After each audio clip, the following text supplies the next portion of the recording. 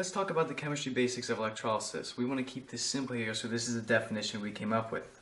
Electrolysis is a process where adding energy in the form of electricity into a molecule breaks its chemical bonds. So we can use electricity to make a chemical change happen that would not happen on its own. Electrolysis experiments often break apart the elements that make up compounds. In this video, we'll look at electrolysis of water forming hydrogen and oxygen gas. Let's get started and set up this reaction. The ingredients you're going to need for this experiment are a battery, pencils sharpened on both sides. A Pyrex beaker. We recommend using something with heat resistance. We need water. We're using deionized water instead of tap water, so we know that there are no impurities messing with the experiment. And because deionized water has really low conductivity, the last ingredient you're going to need is sulfuric acid to increase the conductivity so the battery can cause the reaction we need.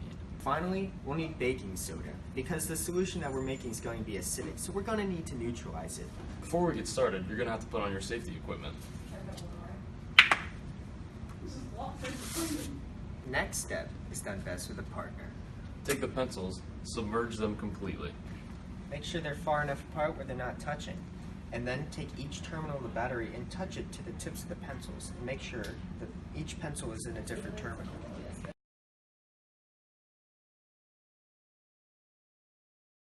Let's take a closer look at this electrolysis of water.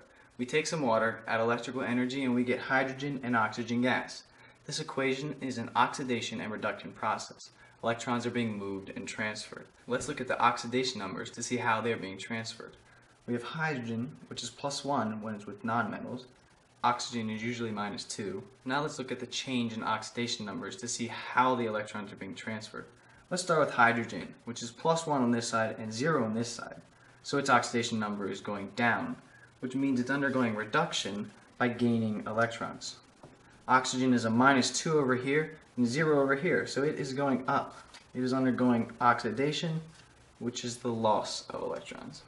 Here's our electrolytic cell. This is our cup with water. The electrodes are in the water, and you can see they're hooked up to the battery. Now this reaction does not happen in distilled water because the concentration of ions is so low. So we have to add a little something like sulfuric acid to allow the electricity to move easier. Let's look here how the electrons move in the cell. This electrode is connected to the negative side of the battery, so electrons move out of the batteries and load up on the electrode. That makes this the cathode, the site of reduction. Hydrogen in water gets reduced to form hydrogen gas, so the cathode, the site of reduction, is going to be where the hydrogen gets reduced. And then this electrode is hooked up to the positive side of the battery, so electrons are moving out of it. That means oxidation is going on. This is what we call the anode. So the oxygen of the water gets oxidized and oxygen gas is produced. So with this all hooked up, we should start seeing bubbles of gas formed on the electrodes. And we see that on the side that's producing hydrogen, you get twice as much gas as the side that's producing oxygen. Why is that? Take a look at the balanced equation.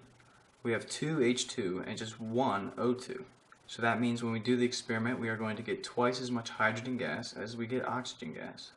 So that's the big picture of what's going on in this reaction. Now when we do this lab, we have to remember to clean up our experiment. Because sulfuric acid is used in this reaction, we're going to have to neutralize our solution before we dispose of it. This is where the baking soda comes in. Baking soda is a base.